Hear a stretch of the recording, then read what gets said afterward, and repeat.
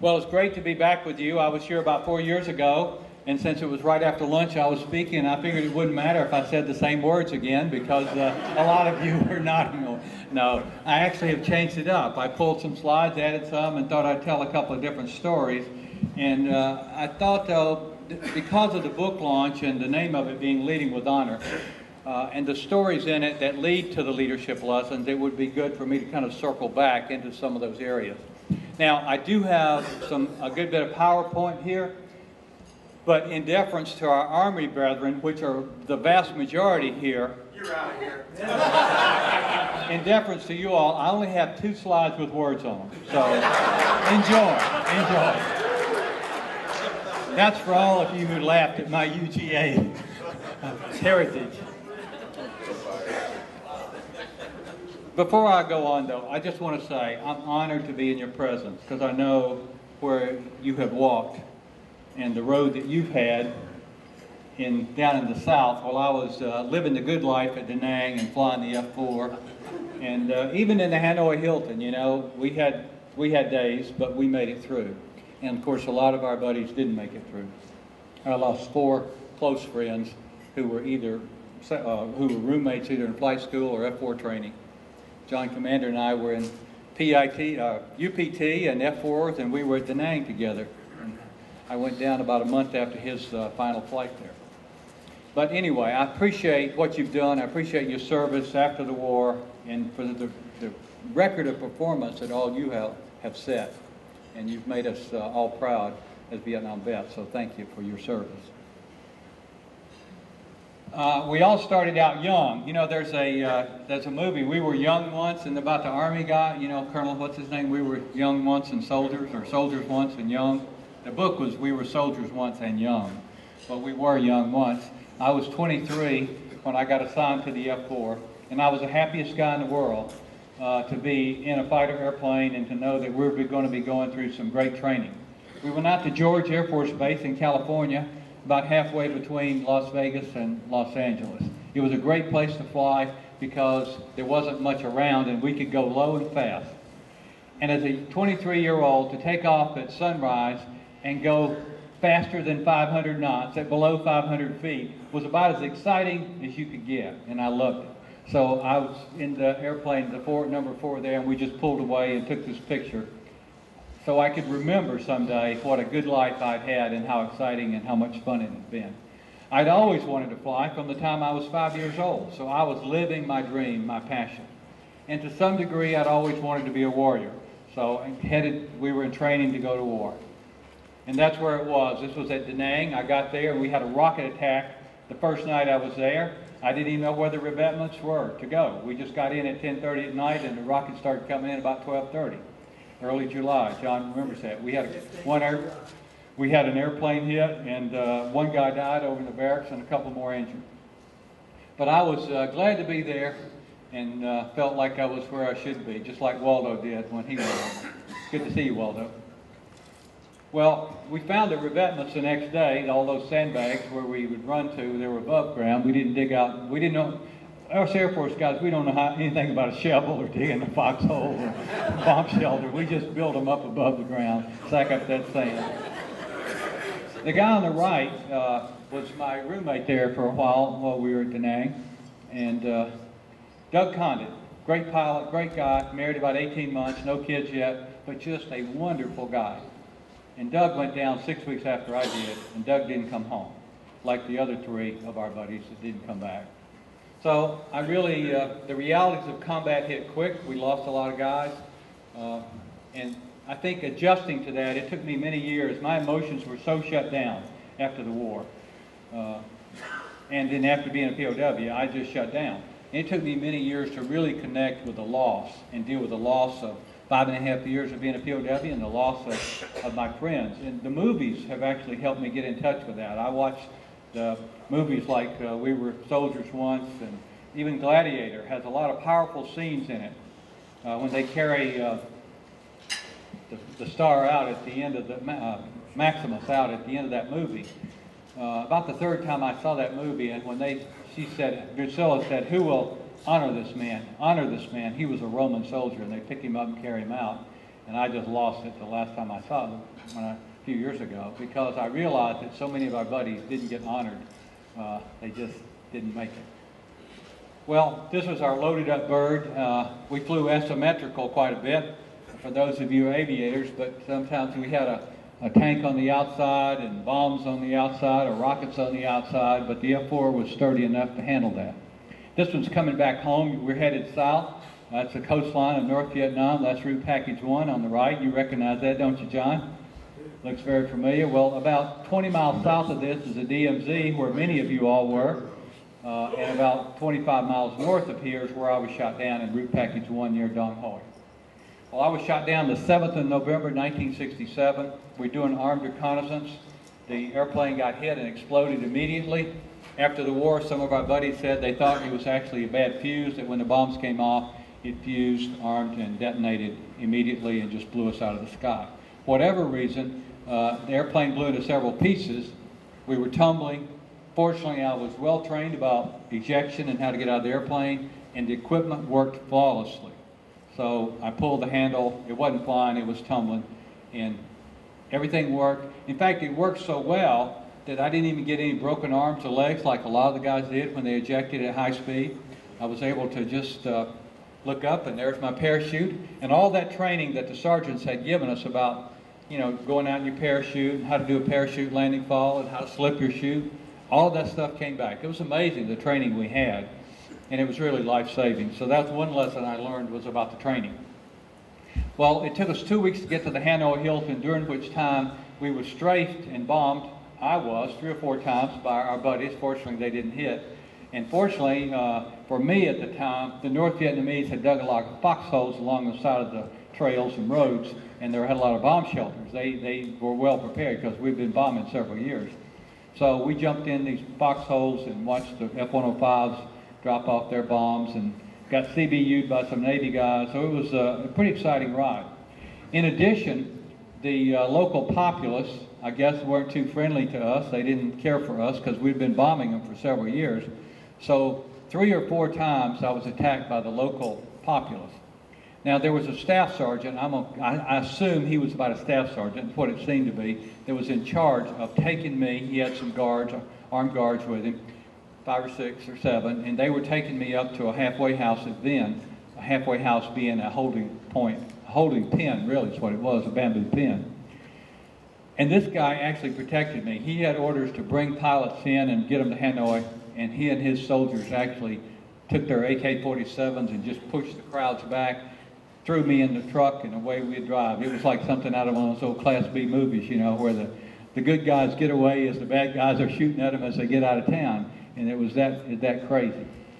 But we finally arrived. There were 4 of us in the truck that got to Hanoi at the same time, and we went into Little Vegas. Now, you got to name things, and since most of us up there in Hanoi were all Air Force, about 2/3 Air Force, 1/3 Navy, and a sprinkling of Marine Corps pilots.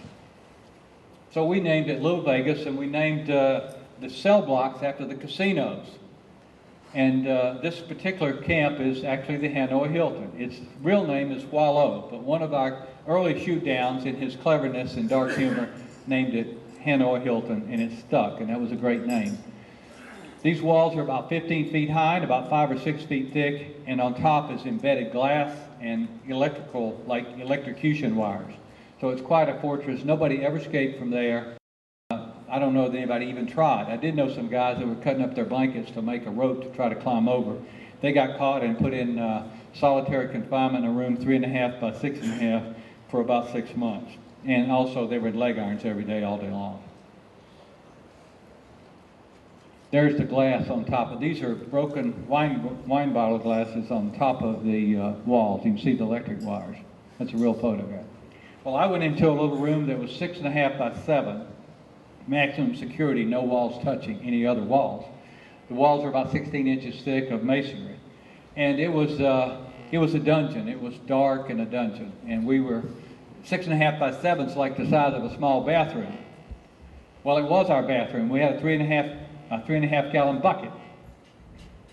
But it wasn't just one person or two. There was 4 of us in that room. And it was our bathroom, it was our living room, it was our dining room for the next 9 months. Well, pretty soon they called us in and started the interrogations. We went through a round of torture to fill out a biography, and then another round of torture they wanted us to read on the camp radio. So we found out that they could make you do something. So you had to figure out the second round of resistance was how to give them something that was a nothing.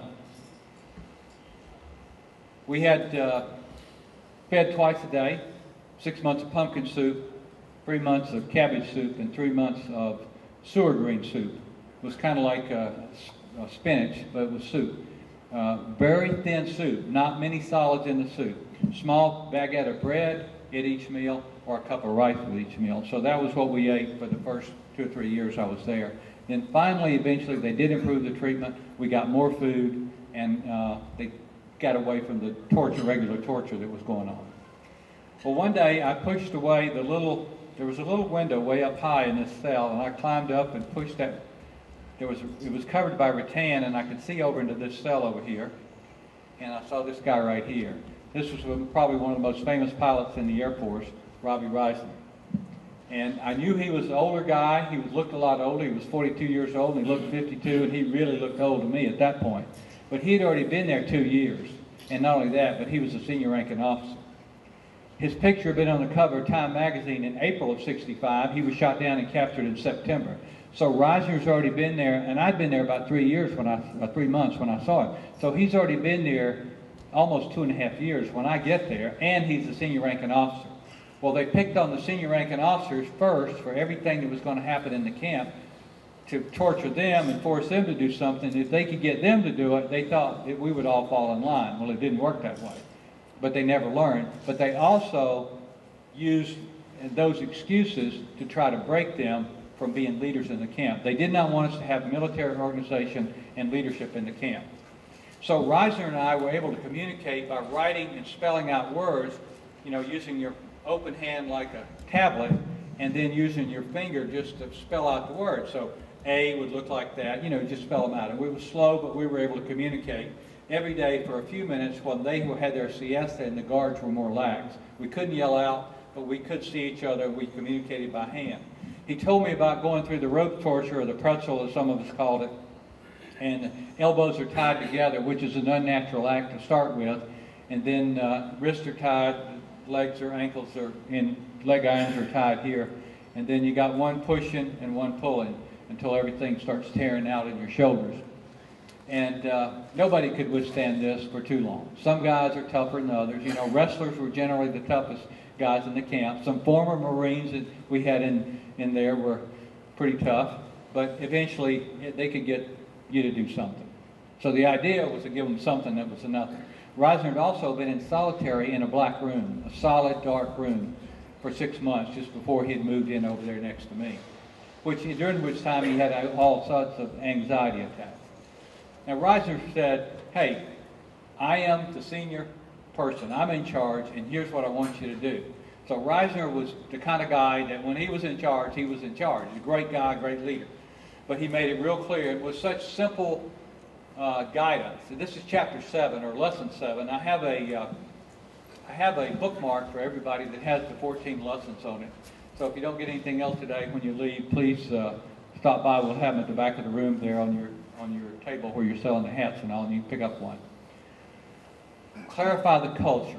We had a wonderful, powerful culture built around a very few things. Be a great American, live up to the code of conduct. Resist, take torture up to the point of losing your mental faculties or your permanent physical damage. And then go ahead and give in and give as little as possible. Try to deny them what they want. Bounce back, because they're going to come after you again. Get your morale back up. Stay united through communications. And that's how we would always reach out to people to encourage them. I know you all take care of each other, and when people are sick and down, you reach out to them, and that's what's so important. Pray every day, go home proud. Very simple guidance to build a culture around, but it was very powerful. And it was exactly what we needed. And when you're 23 years old and you've been at POW camp about 3 months, there's nothing you want to hear. It's like music to your ears when somebody says, "I'm in charge, and here's what I want you to do." Because you're looking for that kind of leadership. when you're a kid. Now, when Reisner was out of commission, either being tortured or just physically moved out of communication, Stockdale was the second-ranking guy and the senior-ranking naval officer, and he would step up and take over. And he did a magnificent job. These are two very different personalities, but both fighter pilots, but very different personalities. Stockdale received the Medal of Honor for his resistance and what he went through to avoid being used by the enemy. He put out guidance that just interpreted what what Reisner had already put out, backed up Reisner 100%. It was powerful. When both of those were out of shape, or maybe over at the zoo for a couple of years, Denton was the senior ranking guy. And so Denton supported the same policies and everything. And Denton was the one that was tortured to go before the reporters, the communist reporters, and they asked him about where did he stand on the war. And by the way, you can Google or search, any search engine, Jeremiah Denton blinks torture. And it'll bring this up, and you can actually watch the original footage of him in front of that communist reporter. He'd been tortured, and they said, they asked him a question about the war, and he said, whatever my country policies are, I support them 100%. Knowing they're going to take him out and torture him again. And then they started asking about his treatment. And so he kind of strung them along, and he was talking, he was blinking Morse code, torture. And you can go see that today. It was the first time the U.S. government had really known about our treatment. That was one of the most brilliant moves anybody's ever made. And it was very courageous, because if they had caught him and figured out what he was doing, they might have killed him. It was that serious. Well, we communicated by tapping on the walls, and that information, I think, is on my website. It's in the book, but how we had a code, a 5x5 matrix that we tapped on the wall, and we got really good at tapping. In fact, the joke was that some guys who were pretty introverted and not big conversationalists, when they went home and wanted to have a conversation with their wife, they would just say, well, you go in that room and I'll go in here and we'll just tap our wife. One of the guys, Tom McNish, class of '64 from the Academy, Air Force Academy, he's from up in, not Franklin, but Murphy, North Carolina. Kind of a farm boy up there, and brilliant guy. And he was sitting there one afternoon. They moved into a new camp, and they could see another group about 40 yards away, another POW building, and they could see some guys, but they couldn't yell out at them because they had guards out there, and that'd be bad news if they caught you doing that. They couldn't tap to them, and so they just sat down and figured out a hand code. And there it is, and man, we could go fast. I mean, really fast. McCain was in, when we went back to the Hanoi Hilton later in fall of '70, McCain was in room 2, building 2, room 2 in the Hilton. I was in room 3, and then we're in big rooms. Take this room in half and extend it about 6 feet, and there would be 55 guys in there. We were in that room for 19 months. But we could communicate with McCain's room, and in fact, it was McNish was over there, and I was standing up on the sleeping platform, which was about as high as these tables here, and I was standing up doing this, HI, TD. By the way, we had shortcuts 30, 40 years before they ever had cell phones and texting. Here's that. TT, that's that. TD, today. We, WE, we. We could really go fast with it. So this was more important than cell phones, as far as a technology breakthrough. This was like the original telephone for us. Well, back home, they were communicating also, and my family lived over in northeast Georgia, near Commerce, Georgia, and they were getting the word out about us, our treatment, and they were getting people to sign petitions and write letters to the communist delegation in Paris. So they started putting pressure on them about our treatment. And sure enough, they started also selling these bracelets. Probably some of y'all's family in here had bracelets. Well, this was pretty important. All this was important to us because it put pressure, propaganda, political pressure on the North Vietnamese. I say propaganda. It put them in the news in a bad light, and they didn't like negative news. They wanted all good news because they were fighting the war through their own propaganda. Well, one of the interesting stories up there was Major Fred Cherry and Porter Halliburton, Navy. This Fred Cherry was an Air Force pilot. I think he flew in Korea.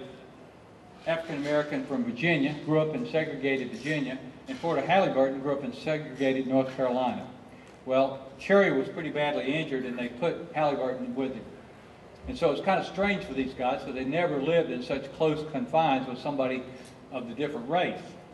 Well, Halliburton nursed Cherry for about 6 or 7 months, and Cherry would have died. And Halliburton bathed him, fed him, took care of him, totally took care of every need for the next 6 months. And so there's a book out called Two Souls Invisible about that story of Halliburton and Cherry.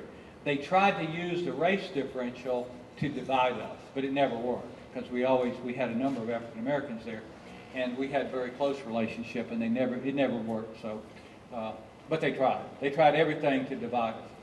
Well, I was captured. To put things in perspective, I was captured 11 days after John McCain. He went in on October 27th, 67. I went in on November the 7th. So we're 11 days apart, and when it came time for release, there's McCain. We're in the same little group that comes out together. And there were 5, 1, 2, that's General Flynn right there, Colonel Flynn. 1, 2, 3, 4, 5 guys between him and me. So 5 guys were captured between the 2 of us. So we actually came out together, stayed together, flew home together. The last 2 months or so of our encampment in the camps, after the agreements were signed and while we were waiting to go home, they put us in camps by shoot-down day in order to shoot down and capture, because that's the way they were going to release us. It went out sick and wounded first, and then went out first, went out in order of capture. So he and I came out together, came back on the same airplane, but we had lived together for a couple of months, so that's why I got to know him. So I felt we had known each other in our organization, and I asked him to write I actually asked in 2008, 2007, I went contacted McCain and said, let's write this. I was wanting to write this book. Let's write this leadership book about leadership in the POW camps, and we'll tell the POW stories, but then bring out the leadership points. And he said, well, I'd like to do it, but I got a contract for my next book, and I can't do it. But he said, I'll write something for your book. So he wrote the foreword to my book, and came to our book kickoff party in May. Well, we did return with honor. That was our goal. A little tarnished and beat up and scratched and rusty, but we felt like we came back with honor. And this is with my family. I was single. I was very fortunate to be a single guy when I was shot down and captured, because the married guys had a much tougher time. They had to worry about their family, their wife, their kids. And I had to worry about my parents, but I knew they were tough old birds, and sure enough they were, and they made it through real well. They suffered. It was hard on them, but they made it through. I decided that my dream of flying was just getting started, and I needed to get back to work and get back in the cockpit. So they had a requalification program down in San Antonio, Texas, and I signed up and went down and got requalified and got in the T-38. It's an IP, and I had every level of responsibility you could have as a pilot, from flight commander, section commander, operations officer, chief of standardization, and chief flight examiner, and then squadron commander of a T-38 squadron of IPs down at Randolph. All of my instructor pilots had a minimum of 1,000 hours in the airplane of IP time. So I had a bunch of really good pilots. So my job was easy. My job was to take care of the 6 or 7 generals that flew out of the squadron and keep things. And that was fun, actually. It was fun. We had a good time. Well, anybody know the story of 9-foot-tall Reisner? We had a riot, kind of a riot. Reisner was a senior ranking officer in room 7 in one of those rooms of about 40 guys. After the Sante raid, we all went back to the Hilton. And they were having a church service one Sunday, and Reisner was up leading it or something. He and 2 other guys, George Coker and another guy. And the Vietnamese came to the window and said, stop. You must not have church. You must not have church. Stop. And they said, no, we're going to have church today. And so Reisner led them in a verse of a song or something. So they came in and hauled him out. And so the next guy jumped up and continued with the 23rd Psalm, and they hauled him out. Well, they started going through. They went through 11 that day. But in the process of hauling Reisner out, and we're taking him over for some torture back over at Heartbreak Hotel in the other side of the Hanoi Hilton, one of the guys in there was Bud Day. I know many of y'all know who Bud Day is, Medal of Honor winner. toughest guy in the world. He'd spoken here. Okay. Well, Bud was the next, it came down to him when he was the next senior ranking guy, and Bud jumped up on that sleeping slab, which is about as tall as these tables, and started singing and led his room in the national anthem. And then they yelled, this is room 7, where is room 6? And within about 2 minutes, we had over 300 POWs singing the national anthem at the top of our voice in the Hanoi Hilton, and the guards went crazy. Well, after the war, Ross Perot heard that story, and he said, well, Robbie, how did you feel when they were dragging you out of there and you heard the guys behind you singing the national anthem, the whole 300 and something of them? And Roger said, I felt like I was 9 feet tall and I could whip a bear with a switch. He said, my chest went out, my chin went back, and I felt like I was 9 feet tall and could whip a bear with a switch. Well, about 2002 or 2003, Perot had made arrangements with the Air Force and the Air Force Academy to put up a statue. And there's a 9-foot tall statue of Robbie Reisner at the Air Force Academy today.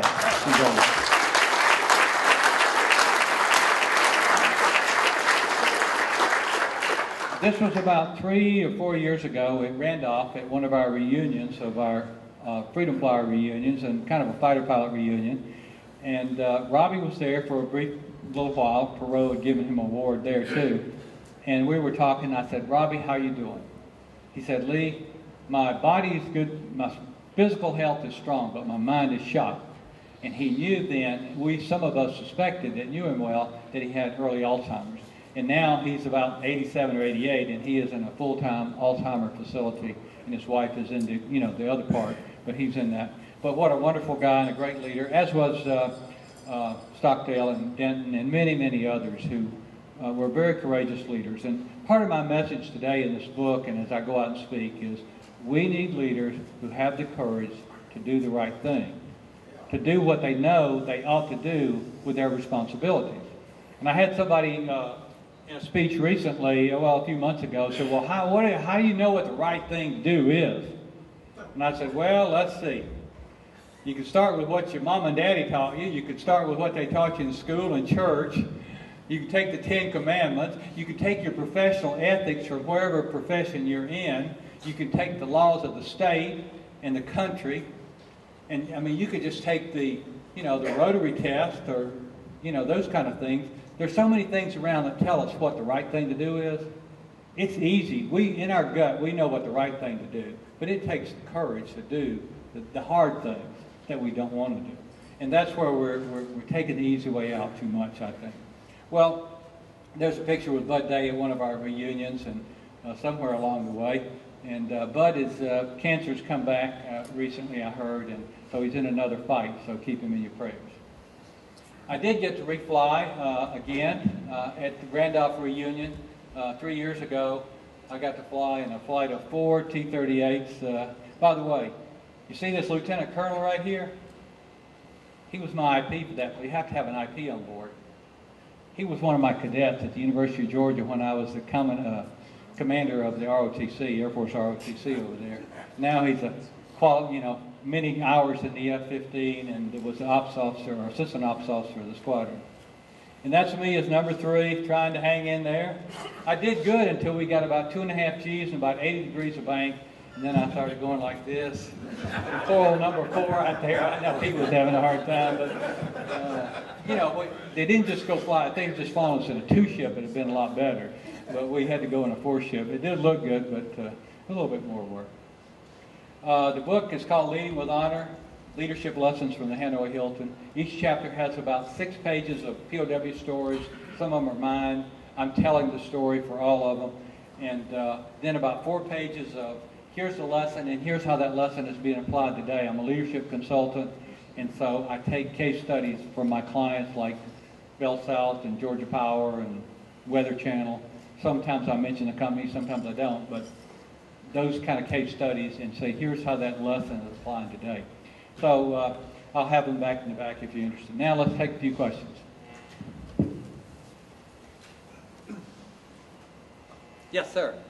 2 questions. Were there Cuban interrogators? Yes, Cuban interrogators. And do you know anyone who was left behind? Okay. The Cuban interrogators were there. I happened to be, fortunately, was in a different camp from where that went on. So, but I know a good bit about it. Sinister, evil beyond imagination, sick, psycho person that was doing that. He came over from Cuba to, I guess they decided they needed to go over and handle some Americans, see what that was like, and they allowed it. And he was there for about a year or so. And your other question was, did I know of any they left behind or whatever? Okay. Everybody that we knew in our system was accounted for. There was one guy that we think died in torture, Colonel, I've forgotten his name, but his name is kind of common here in Georgia. We've heard of him before. Burdett. He was the one that was captured and died, I think. We know he was captured, but we think they tortured him to death right away because he never showed up in the camp. But everybody else that was there, we kind of account for. We know they were deathly sick, or two guys went on hunger strikes and they went too far, and they went so far they turned against us. We couldn't force feed them, and they died. One guy was tortured to death. We know of a couple more that were probably tortured to death. But, you know, I covered this in the book. There's about 9 people in our group that died. Everybody else came home. So there's not anybody who was ever in our system that didn't come home. Now, does that mean they didn't keep any? I have no idea. I always thought I wouldn't put it past them, might make them feel good to wake up and think, well, we got some Americans here locked up. But I don't know of any, and I just happen to believe that, I have to believe that our American people, soldiers, airmen, sailors, Marines like us, who work in the Pentagon or whatever, if they ever found out about some, they would make sure that we knew about it and we'd get them out. Yes, sir. You lady that was at Clark when y'all came home.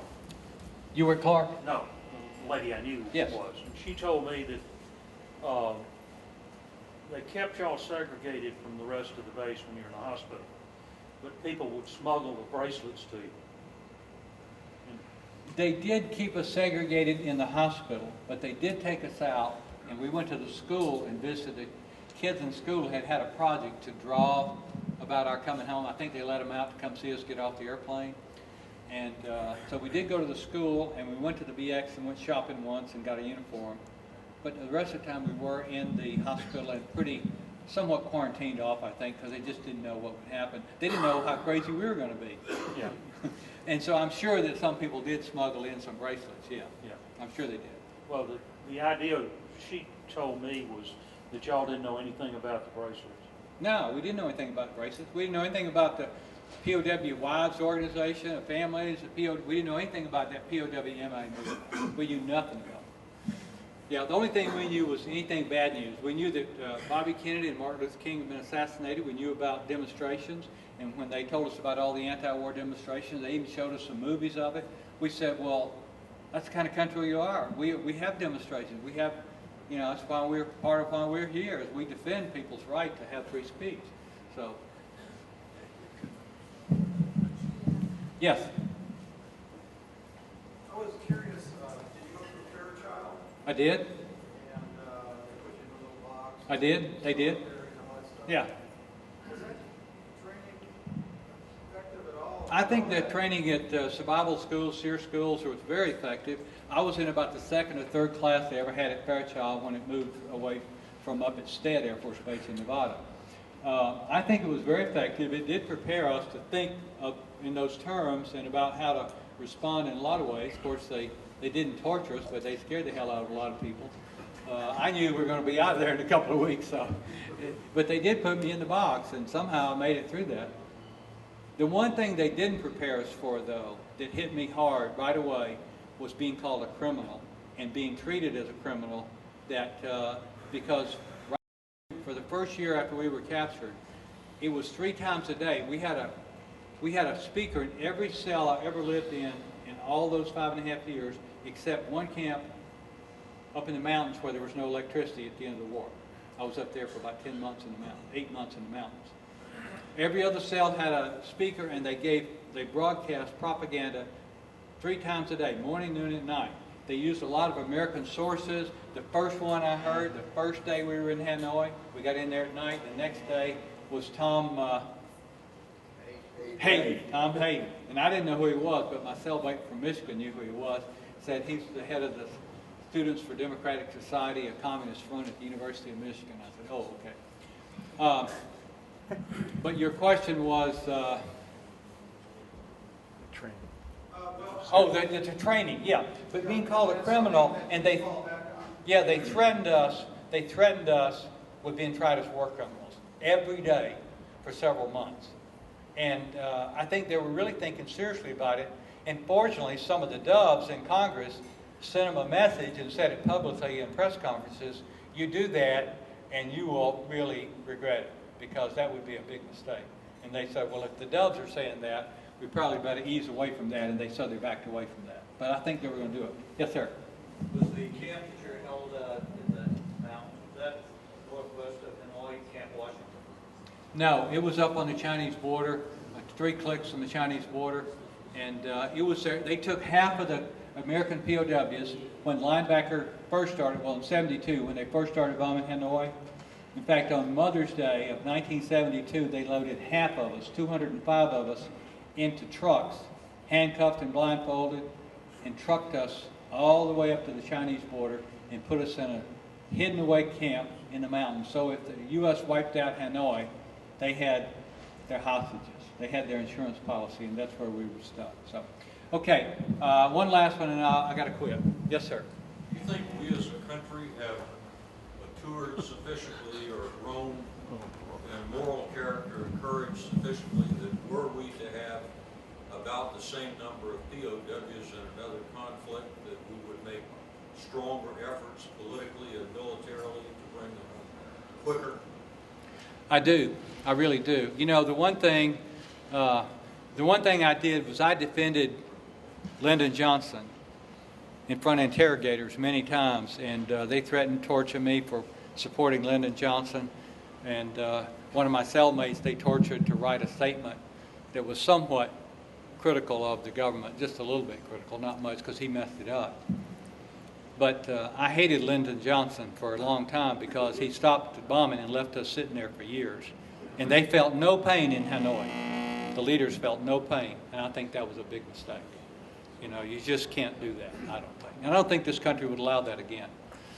I know politics are important, and I don't understand everything about politics, but I do know one thing: people understand power.